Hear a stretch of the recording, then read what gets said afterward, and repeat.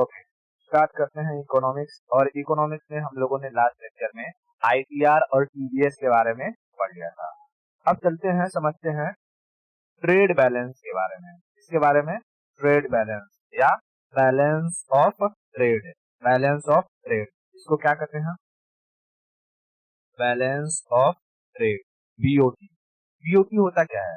कोई भी देश एक साल में दूसरे देशों के साथ कितना इंपोर्ट करता है और दूसरे देशों को कितना एक्सपोर्ट करता है। ठीक है, इंपोर्ट और एक्सपोर्ट, इंपोर्ट और एक्सपोर्ट, याद रखना है यहाँ पर इंपोर्ट और export.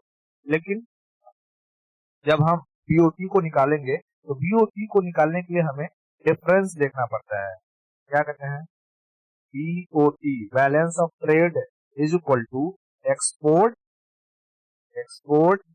Minus import, export minus import. Export मतलब कितना निर्यात किया और इंपोर्ट मतलब कितना आयात किया। कोई भी देश एक साल में अपने एनुअल ईयर में कितना दूसरे देशों को निर्यात करता है यानी एक्सपोर्ट करता है और कितना वहां से आयात करता है, उसका अगर हम जो डिफरेंस आता है उसे ही हम लोग कहते हैं ट्रेड बैलेंस। ट्रेड बैलेंस, ठीक है, ट्रेड बैलेंस या बैलेंस ऑफ ट्रेड, बीओटी या ट्रेड बैलेंस। ठीक है, तो देखिए इसमें क्या लिखा हुआ है कि difference between the export and import, ठीक है, over a certain time period. तो हम लोग एक साल मान लेते हैं, एक साल में कितना कोई भी देश दूसरे देशों को एक्सपोर्ट करता है और कितना इंपोर्ट करता है, उसे हम लोग क्या कहेंगे? उस देश का कितना ट्रेड बैलेंस है, कितना ट्रेड बैलेंस है। अभी समझाऊंगा न्यूमेरिकली इसको कैसे होता है। ठीक है, देख जैसे जैसे ये मैं ले लेता हूँ हमारे ये वर्ल्ड मैप दिखाई दे रहा है, ये है हमारा प्यारा भारत। ठीक है, प्यारा भारत। अब भारत ने मान ले कि 2000 क्या चल रहा, 22 चल रहा है, 2021 और 22 में, 2020 21 में करते हैं, 2020 और 2020-21 फाइनेंशियल ईयर में मान ले कि इसने यूएसए को 100 बिलियन डॉलर, मान लिया 100 बिलियन डॉलर का क्या किया? एक्सपोर्ट किया, एक्सपोर्ट। ठीक है, अपने यहाँ से किसी भी चीज को दूसरे देश में भेजना क्या कहलाता है? Export, export. और उसी दौरान वहां से भारत में 50 बिलियन डॉलर का क्या किया? 50 बिलियन डॉलर का इंपोर्ट किया। 50 बिलियन डॉलर का क्या किया? इंपोर्ट। इंपोर्ट मतलब वहां से सामान को मंगाया। ठीक है, वहां से सामान को मंगाया। तो ऐसे केस में, ऐसी सिचुएशन में अगर हम बैलेंस ऑफ ट्रेड बीओटी निकालते हैं तो कितना आएगा? Export minus import. तो एक्सपोर्ट कितना है यहाँ पे? 100 बिलियन डॉलर और इंपोर्ट है 50 बिलियन डॉलर, यानी ये आ रहा है प्लस 50, 50 बिलियन डॉलर, और ये पॉजिटिव में आ रहा है। ठीक है, पॉजिटिव में आ रहा है, यानी भारत का, हम क्या कहेंगे, भारत का जो ट्रेड बैलेंस है यूएसए के साथ, इसके साथ, यूएसए के साथ, वो 2020-21 में क्या रहा है? पॉजिटिव रहा है, पॉजिटिव। बात समझ में आ रही है? तो ट्रेड बैलेंस या तो पॉजिटिव हो सकता है या तो नेगेटिव हो सकता है। ट्रेड बैलेंस क्या हो सकता है? या तो पॉजिटिव या तो नेगेटिव। ठीक है, अब इसी को नेगेटिव के रिस्पेक्ट में समझते हैं। जैसे भारत ने चाइना को इंपोर्ट किया 2020-21 में 50 बिलियन डॉलर। ठीक है, 50 बिलियन डॉलर का क्या किया? Export, export. और वहीं चाइना से चाइनीज सामान धड़ल्ले से भारत में आई, धड़ल्ले से भारत में आई 200 बिलियन डॉलर का, 200 बिलियन डॉलर। तो अगर हम चाइना और भारत के रिस्पेक्ट में हम बीओटी देखें, ठीक है, BOT balance of trade China और भारत के रिस्पेक्ट में, तो हमने कितना एक्सपोर्ट किया है? 50 बिलियन, और मंगाया कितना है? 200 बिलियन। यानी हमारा जो नेट बैलेंस, ट्रेड बैलेंस है या बैलेंस ऑफ ट्रेड है, वो कितना आ जाएगा? Minus 150 billion dollar. यानी चाइना के साथ यहाँ क्या दिखा रहा है? हमारा जो ट्रेड बैलेंस है वो नेगेटिव दिखा रहा है। हमारा ट्रेड बैलेंस क्या दिखा रहा है? नेगेटिव दिखा रहा है। और दरअसल जितने भी ये जितनी भी साउथ ईस्ट एशियन नेशंस हैं, साउथ ईस्ट एशियन नेशंस है, ठीक है, जैसे चाइना हो गया, हांगकांग हो गया, ताइवान हो गया, इन सब से भारत का जितना भी ट्रेड होता है वो हमेशा नेगेटिव में ही रहता है, वो हमेशा नेगेटिव में ही रहता है। और जितनी वेस्टर्न कंट्रीज हैं, जैसे यूएसए हो गया, ये तेरा हाँ सऊदी अरेबिया हो गया, अरेबियन पेनिनसुला हो गया, ठीक है, ब्राजील वगैरह हो गया, यूरोपियन यूनियन हो गया, इनके साथ भारत का जो ट्रेड बैलेंस होता है वो पॉजिटिव रहता है। समझ में आ रहा है? ट्रेड बैलेंस क्या हो सकता है, या तो नेगेटिव हो सकता है या तो पॉजिटिव हो सकता है। तो जितने भी ये साउथ ईस्ट एशियन नेशंस है, एशियन वाले, हाँ, साउथ ईस्ट एशियन नेशन जितने भी है, साउथ ईस्ट एशियन नेशन, समझ में आ रहा है? साउथ ईस्ट एशियन नेशन जितने हैं उन सबके साथ भारत का ट्रेड बैलेंस क्या रहता है, नेगेटिव रहता है, मोस्टली बता रहा हूँ नेगेटिव रहता है। और वेस्टर्न कंट्री के साथ ट्रेड बैलेंस पॉजिटिव रहता है। तो अगर मैं कहूँ कि ASEAN, association of south east Asian nation, association of south east Asian nation के साथ भारत का ट्रेड बैलेंस क्या रहता है, तो मोस्टली नेगेटिव रहता है, मोस्टली नेगेटिव रहता है। अब मैं तुझे डेटा दिखाता हूँ कि टॉप 10 जो एक्सपोर्टर ट्रेड वाले देश हैं भारत के साथ, जिनका ट्रेड होता है, उनमें से किनके साथ कितने बिलियन डॉलर का जो है trade balance, positive trade balance रहता है, या कितने बिलियन डॉलर का नेगेटिव ट्रेड बैलेंस रहता है। ठीक है, देख यहाँ पे दिखाई दे रहा है यूएस, यूएस को हम लोग इंपोर्ट किए मान ले 73 बिलियन डॉलर का, 73 बिलियन डॉलर का, और इंपोर्ट किए वहां से 40 बिलियन डॉलर, 40 बिलियन डॉलर। तो एक्सपोर्ट माइनस इंपोर्ट करें कितना आएगा, 33 बिलियन डॉलर। यानी यूएसए और भारत का, यूएसए और भारत का जो ट्रेड बैलेंस है वो क्या है, 33 प्लस है, प्लस पॉजिटिव ट्रेड बैलेंस, इसको क्या कहते हैं, पॉजिटिव। ठीक है, पॉजिटिव ट्रेड बैलेंस है। देखिए इंडिया के largest trading partner with India, India के साथ जो ट्रेड करते हैं उनकी लिस्ट है ये। ठीक है, इंडिया के साथ जो भी ट्रेड करते हैं उनकी लिस्ट है। वहीं अगर मैं चाइना की बात करूं तो चाइना को हम लोग कितने का एक्सपोर्ट करते हैं, बस 16 बिलियन डॉलर, और इंपोर्ट कितने करते हैं, 65 बिलियन डॉलर। देख रही है, 48 बिलियन डॉलर का हमारा क्या है, नेगेटिव, नेगेटिव ट्रेड बैलेंस है, नेगेटिव। वहीं पर यूएई, यूएई को हम लोग एक्सपोर्ट करते हैं 28 बिलियन, इंपोर्ट करते हैं 30 बिलियन, इंपोर्ट करते हैं 30 बिलियन। यानी यहाँ पर भी हमें क्या देखने को मिलता है, नेगेटिव ट्रेड बैलेंस देखने को मिलता है। लेकिन वहीं सऊदी अरेबिया को देख, सऊदी अरेबिया को तो हम एक्सपोर्ट करते हैं 6 बिलियन डॉलर का, और इंपोर्ट करते हैं 20 बिलियन डॉलर का, 20 बिलियन डॉलर का। ठीक है, तो यहाँ पर भी हमें नेगेटिव ट्रेड बैलेंस देखने को मिलता है। तो वेस्टर्न कंट्री में ऐसा नहीं कि सबके साथ ही पॉजिटिव ट्रेड बैलेंस देखने को मिलेगा। ठीक है, पॉजिटिव ट्रेड बैलेंस देखने को मिलेगा ऐसा जरूरी नहीं है। लेकिन साउथ ईस्ट एशियन कंट्री जैसे देख हांगकांग हो गया, हांगकांग, हांगकांग के साथ भी हमारा क्या होता है, नेगेटिव ट्रेड बैलेंस रहता है। ठीक है, इंडोनेशिया, इंडोनेशिया के साथ भी हमारा नेगेटिव ट्रेड बैलेंस रहता है। बात समझ में आ रही है? साउथ कोरिया हो गया, साउथ कोरिया के साथ भी हमारा नेगेटिव ट्रेड बैलेंस रहता है। समझ में आ रहा है क्या? हाँ, ठीक है। तो वेस्टर्न कंट्री में अगर हम बात करते हैं यूएसए का, तो यूएसए हमारे लिए एक सबसे बड़ा क्या है, ट्रेडिंग पार्टनर है, जिसको हम ज्यादा चीजें एक्सपोर्ट करते हैं और कम चीजें इंपोर्ट करते हैं। तो यूएसए और भारत का जो ट्रेड बैलेंस है वो क्या है, पॉजिटिव रहता है। और वहीं ये दो चीजें हमेशा याद रखना, यूएसए और भारत का ट्रेड बैलेंस पॉजिटिव रहता है, और भारत और चाइना का ट्रेड बैलेंस हमेशा नेगेटिव रहता है, क्योंकि हम चाइना को बेच बहुत कम पाते हैं और खरीदते बहुत ज्यादा है, खरीदते बहुत ज्यादा है। बात समझ में आई? ओके, अब देख, जब भी दो देश आपस में ट्रेड करते हैं, मतलब कि मैं भारत, भारत जो कि यूएसए को बेच रहा है, यूएसए भारत को बेच रहा है, ठीक है, तो इसको कहते हैं बाइलेटरल ट्रेड। क्या कहते हैं, बाइलेटरल ट्रेड। लेकिन अगर कुछ ऐसा हो जाए कि जैसे भारत पाकिस्तान को सिर्फ बेचे और पाकिस्तान से कुछ खरीदे ही ना, ठीक है, पाकिस्तान से कुछ खरीदे ही ना, या श्रीलंका को कुछ बेचे, श्रीलंका से कुछ खरीदे ही ना, तो उसको क्या कहेंगे, यूनिलेटरल ट्रेड। Unilateral trade. तो दुनिया में मोस्टली 99% क्या होता है, बाइलेटरल ट्रेड होता है। बहुत कम ऐसा रहता है कि कोई देश तुम्हें कुछ बेचे ना और तुमसे सिर्फ खरीदता रहे।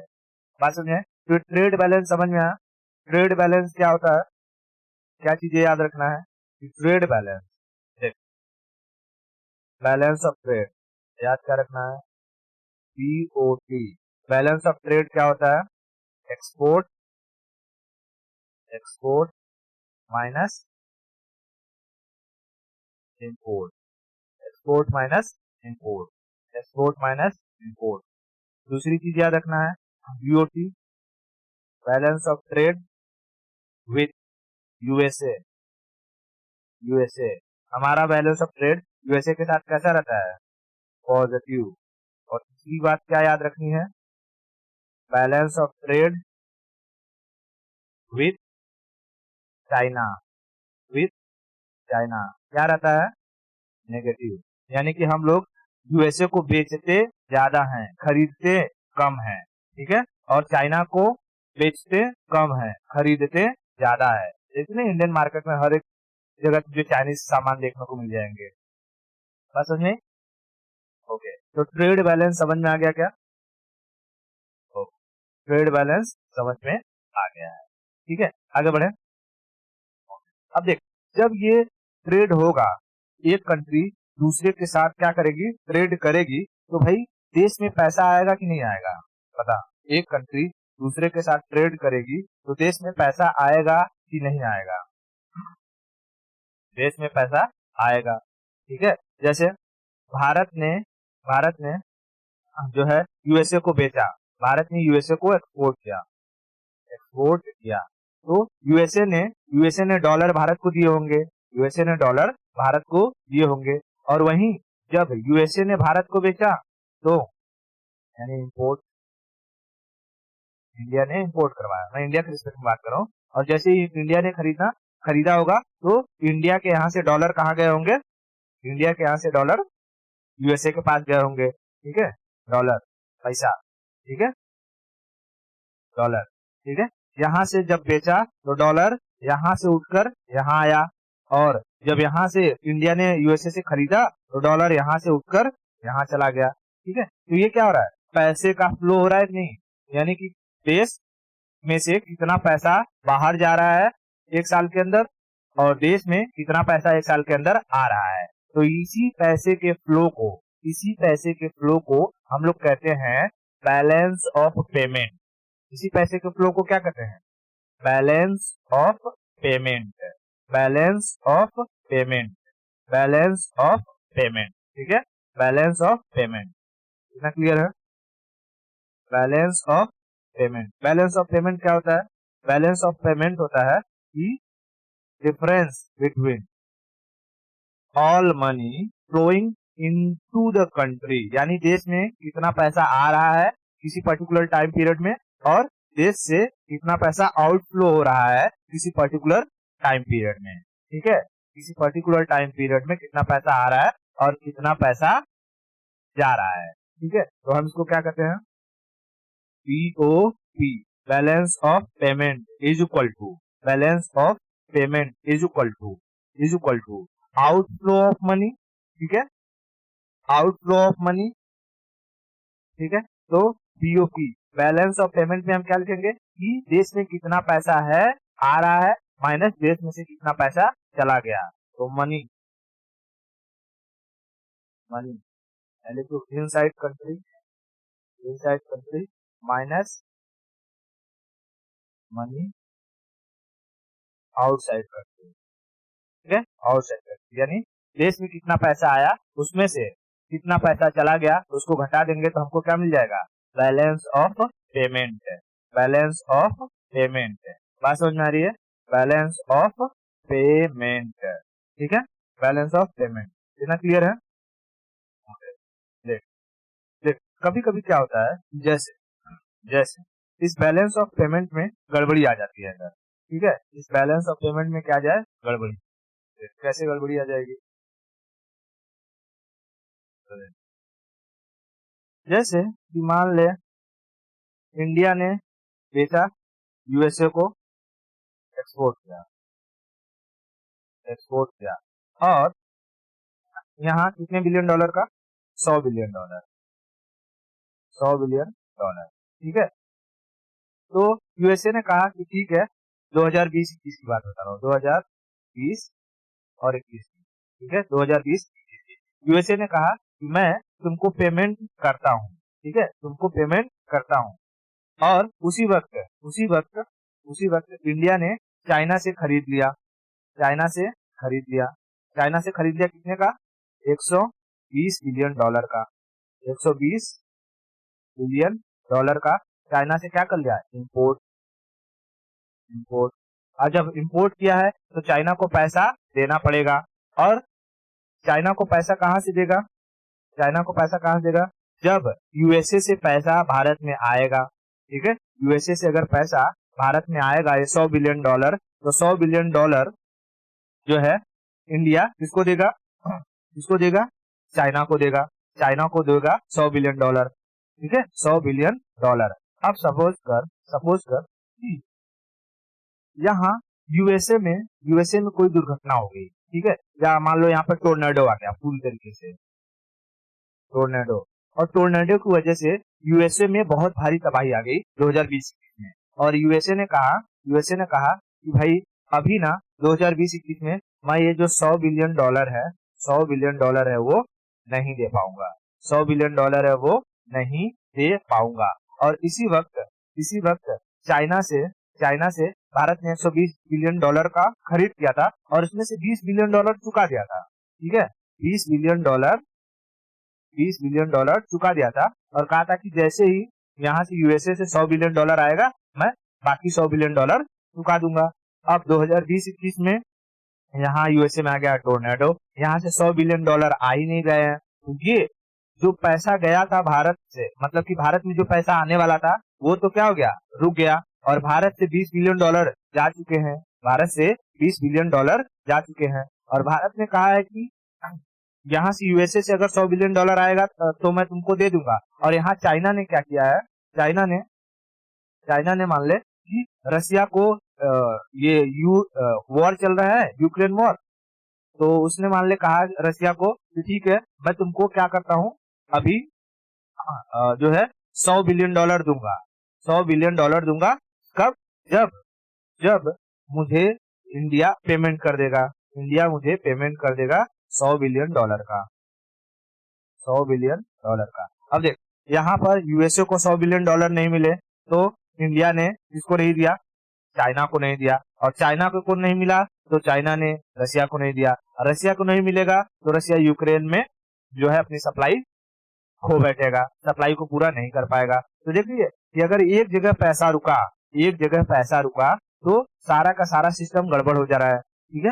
अब इसी चीजों के लिए बैठे रहते हैं कौन, बैंक,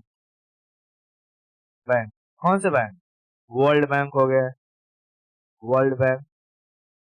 ठीक है, वर्ल्ड बैंक और आईएमएफ, ये लोग देखते रहते हैं, ओहो पैसा रुक गया है, एक काम करो, ठीक है, तब भारत क्या कहेगा, वर्ल्ड बैंक के पास जाएगा, कहेगा हमको 100 बिलियन डॉलर दीजिए, हमको क्या करना है, पेमेंट करना है। तो अगर भारत को 100 बिलियन डॉलर मिल गया तो पेमेंट हो गया और सर्कल वापस से चलने लगेगा, यानी पैसे का आउटफ्लो पूरी दुनिया में इक्वल हो जाएगा, धीरे धीरे चलने लगेगा, ठीक है। तो देख जैसे हमारे शरीर को चलते रहने के लिए ब्लड का फ्लो होना बहुत जरूरी है, और वो भी एक एक्यूरेट स्पीड से, 120/80 की स्पीड से ब्लड अगर फ्लो होता रहेगा तो बॉडी अच्छे से काम करती रहेगी। लेकिन अगर उससे स्पीड कम हो गई तो बॉडी लो हो जाएगी, ज्यादा हो गई तो हाइपरटेंशन हो जाएगा, ठीक है। तो कम या ज्यादा का होना भी खराब हो जाता है। उसी तरीके से पूरी दुनिया को प्रॉपर्ली काम करने के लिए पैसे का फ्लो होना बहुत जरूरी है, और वो भी एक एक्यूरेट अमाउंट में, ठीक है। अगर पैसा दुनिया में कम हो गया तो क्या आ जाएगी, मंदी छा जाएगी, और ज्यादा हो गया तो महंगाई।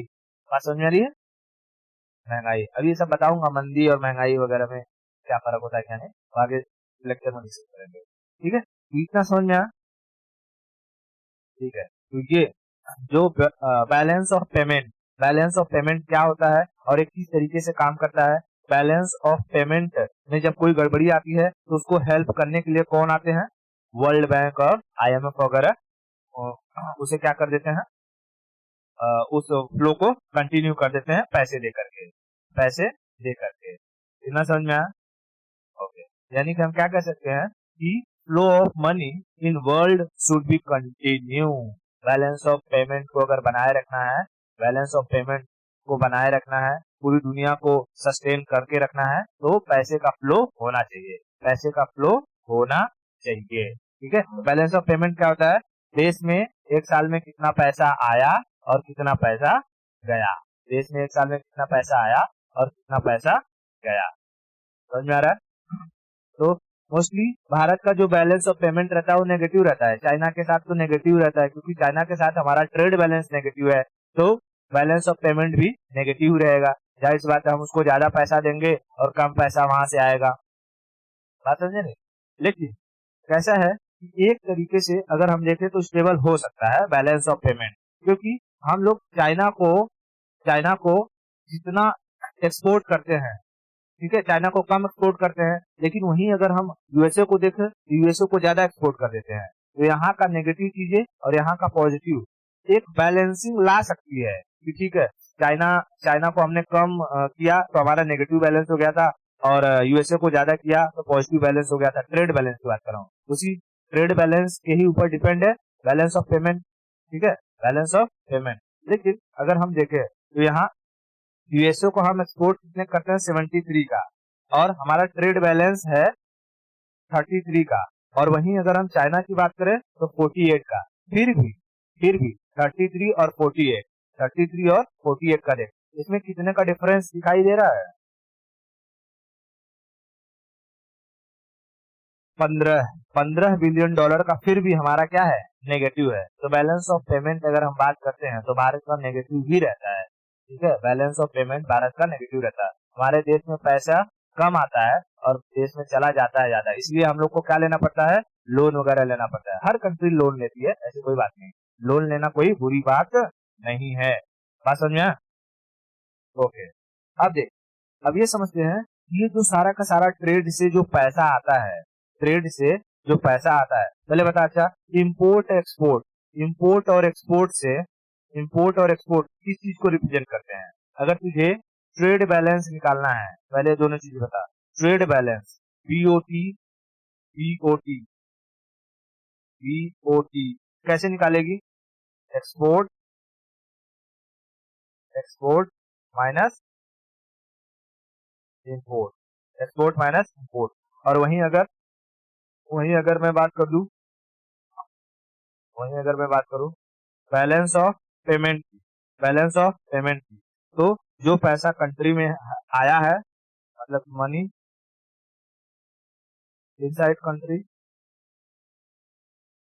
Country minus money outside. ठीक है, इनफ्लो और आउटफ्लो, मनी का इनफ्लो माइनस मनी का आउटफ्लो। ठीक है, मनी का इनफ्लो माइनस मनी का आउटफ्लो। ये चीजें समझ में आ गई? ये चीजें समझ में आई क्या? ओके, इतना क्लियर है? ओके, आगे बढ़े। आप समझते हैं ये जो ट्रेड वगैरह करके जो भी पैसा, चाहे हम लोग एक्सपोर्ट करते हैं या इंपोर्ट करते हैं, भारत में पैसा आता है या जाता है, तो भारत सरकार इन्हें किस किस अकाउंट में रखती है? यानी जो पैसा देश में आता है तो उसे किस अकाउंट में रखेगी, जो देश से जाएगा तो उसे किस अकाउंट में रखेगी? ठीक है, तो इसके बारे में समझते हैं, अकाउंट के बारे में। इसके बारे में अकाउंट।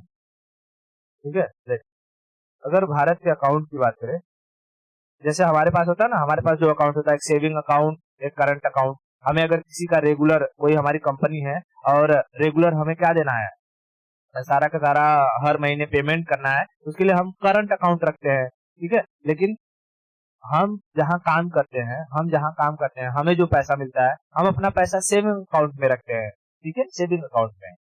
समझे रे? तो करंट अकाउंट में फ्लो होते रहता है, आते रहता है, जाते रहता है, आते रहता है, जाते रहता है, उसकी कोई इंक्वायरी कुछ नहीं होता है। सेविंग अकाउंट में हम अपना अधिकतर पैसा रखते हैं जो हमें सेव करके रखना है। इसी तरीके से भारत सरकार की भी दो अकाउंट होती है। ठीक है, अकाउंट यहाँ समझते हैं, अकाउंट ऑफ इंडिया। ठीक है, भारत के अगर हम अकाउंट की बात करें, भारत के अकाउंट की बात करें, एक होता है जिसे हम कहते हैं करंट अकाउंट। ठीक है, एक होता है जिसे हम क्या कहते हैं, करंट अकाउंट, करंट अकाउंट, चालू खाता। और दूसरा होता है, नहीं रे सेविंग नहीं, कैपिटल अकाउंट। दूसरा होता है कैपिटल अकाउंट, कैपिटल अकाउंट। ठीक है, कैपिटल अकाउंट, पूंजीगत खाता, पूंजीगत खाता। मैंने पहले भी बताया था, जब भी कभी कैपिटल की बात आएगी, कैपिटल की बात आएगी, तो उसमें हमेशा बड़े बड़े पैसे को रखा जाता है, कैपिटल का। ठीक है, यहाँ है करंट अकाउंट, करंट अकाउंट। अब देख, करंट अकाउंट में हम उन पैसों को रखते हैं, उन पैसों को रखते हैं, उन पैसों को रखते हैं।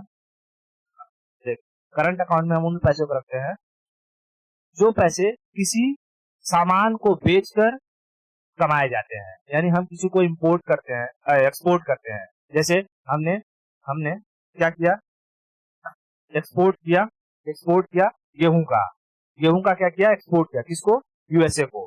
गेहूं का एक्सपोर्ट किया यूएसए को, तो यूएसए हमें जो पैसा देगा, हमें जो पैसा देगा उसे हम किसमें रखेंगे, करंट अकाउंट में। क्यों, क्योंकि जब हम किसी से इंपोर्ट करेंगे कोई भी चीज, तो फिर हम वो पैसा वापस निकाल करके दे देंगे। तो जो कंटिन्यू फटाफट निकलने वाले पैसे हैं उसको हम करंट अकाउंट में रखते हैं। तो करंट अकाउंट में पहली चीज याद रखना, गुड्स।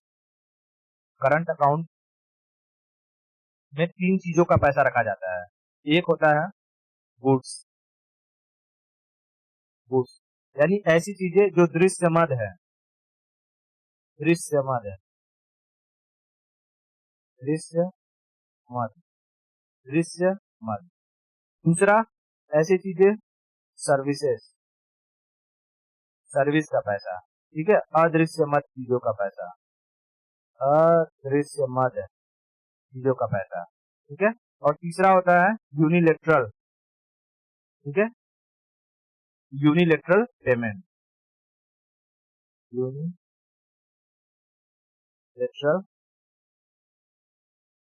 पेमेंट, इसे हम कहते हैं एक पक्षीय, एक पक्षीय भुगतान, भुगतान, एक पक्षीय भुगतान। ठीक है, अभी समझाता हूँ। करंट अकाउंट में हम इन तीन जगहों से आने वाले पैसों को रखते हैं। करंट अकाउंट में हम इन तीन जगहों से आने वाले पैसों को रखते हैं। जैसे हमने अगर देख, मैं यहाँ पर इंपोर्ट एक्सपोर्ट, किसी भी चीज का हम इंपोर्ट एक्सपोर्ट दोनों की बात करूंगा। जैसे कि अगर मैं कहूँ हमने यूएई से, जिसे यूएई, यूनाइटेड अरब एमिरेट हो गया, या सऊदी अरेबिया से हमने oil, crude oil, crude oil का इंपोर्ट किया, तो उन्हें पैसा कहाँ से जाएगा, करंट अकाउंट से। उन्हें पैसा कहाँ से जाएगा, करंट अकाउंट से। ठीक है, हमने हमने जो है अफगानिस्तान को वीट, वीट का एक्सपोर्ट किया, वीट, वीट का एक्सपोर्ट किया, तो अफगानिस्तान से जो पैसा आएगा वो किस अकाउंट में रखा जाएगा, करंट अकाउंट में।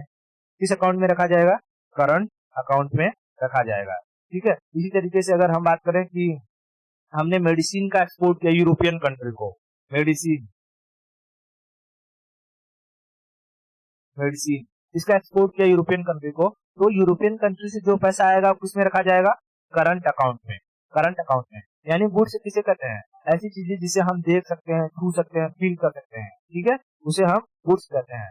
तो गुड्स को बेचकर या खरीद कर जो पैसा आता है या जाता है उसे हम करंट अकाउंट में रखते हैं।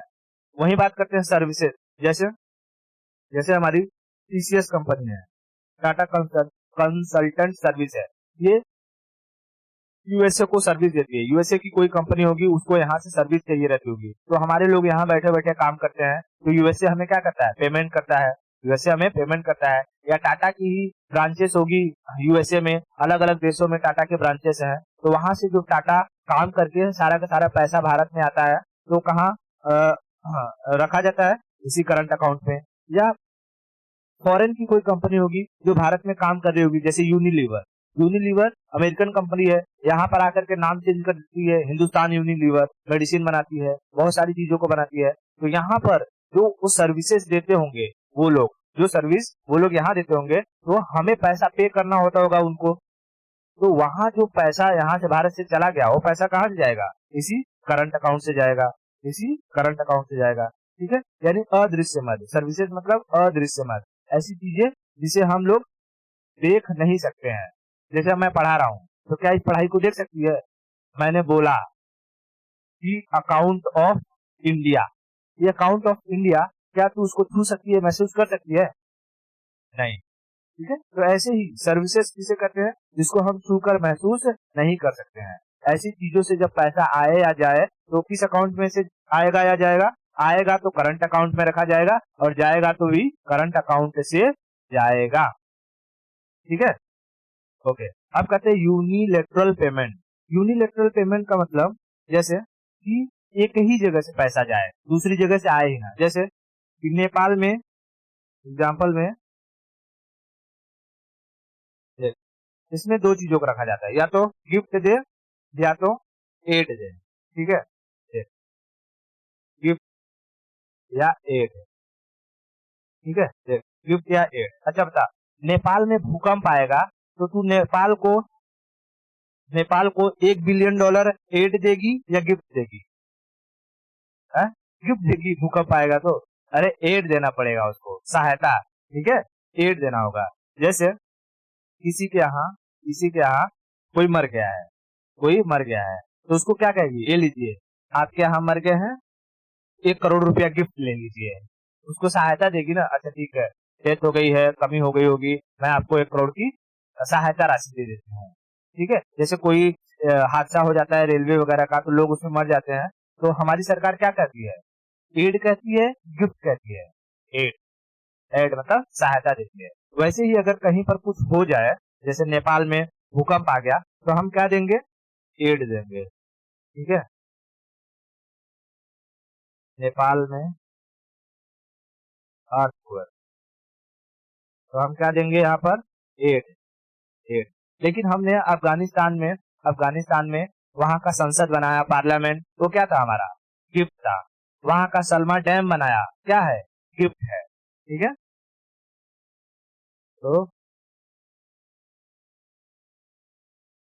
अफगानिस्तान में सलमा डैम, ठीक है, और जो है पार्लियामेंट, क्या इन सब के बदले हमें अफगानिस्तान कुछ पैसा देता है? नहीं। हम किसी को एड देते हैं तो क्या वो बदले में हमें कुछ देता है? नहीं। किसी को गिफ्ट देते हैं, क्या बदले में कुछ देता है? नहीं। ठीक है, ये सारी की सारी चीजें एक ही तरफ से होती है, इसलिए हम कहते हैं इसे यूनिलेटरल पेमेंट है, एक पक्षीय भुगतान। भुगतान। ठीक है, एक पक्षीय भुगतान, भुगतान या भुगतान। ठीक है, ये सारा का सारा पैसा किस में आएगा और कहाँ से जाएगा? करंट अकाउंट से ही, करंट अकाउंट से। आप समझते हैं कैपिटल अकाउंट में किसे रखा जाएगा? कैपिटल अकाउंट में किसे रखा जाएगा? ठीक, मान ले कि मैंने किसी से क्या लिया है? किसी वर्ल्ड बैंक से लोन लिया। ठीक है, लोन, अब लोन लिया है तो उस पैसे को कैपिटल अकाउंट में रखा जाएगा। इस लोन के ऊपर जो इंटरेस्ट होगा उसे इसी अकाउंट से पे किया जाएगा। ठीक है, लोन लिया है तो उस लोन को कैपिटल अकाउंट में रखा जाएगा। वर्ल्ड बैंक से लोन लिया मैंने, उसे कैपिटल अकाउंट में रखा जाएगा। ठीक है, और इस लोन का जो इंटरेस्ट आएगा, इंटरेस्ट उसे इसी अकाउंट से पे किया जाएगा। बात समझे? मान ले कि भारत ने किसको लोन दिया? श्रीलंका को। तो श्रीलंका को भारत से जब लोन दिया जाएगा तो किस अकाउंट से दिया जाएगा? कैपिटल अकाउंट से। और जब श्रीलंका उस लोन की भरपाई करेगा और उस पर जितना भी हम लोग इंटरेस्ट लगाए रहेंगे वो इंटरेस्ट का पैसा आएगा, तो किस में रखा जाएगा? कैपिटल अकाउंट में। कैपिटल अकाउंट में। बात समझ में आ रही है? लोन का पैसा और इंटरेस्ट का पैसा सारा का सारा कैपिटल अकाउंट में। दूसरी चीज होती है, भारत में पैसे और कहां से आते हैं? जब कोई विदेशी कंपनी भारत में आकर के अपनी कंपनी खोल ले या भारत किसी प्राइवेट कंपनी में हिस्सेदारी ले ले, तो उससे भी भारत को पैसा आता है। उसे हम क्या कहते हैं? इन्वेस्टमेंट। इन्वेस्टमेंट, ठीक है, इन्वेस्टमेंट।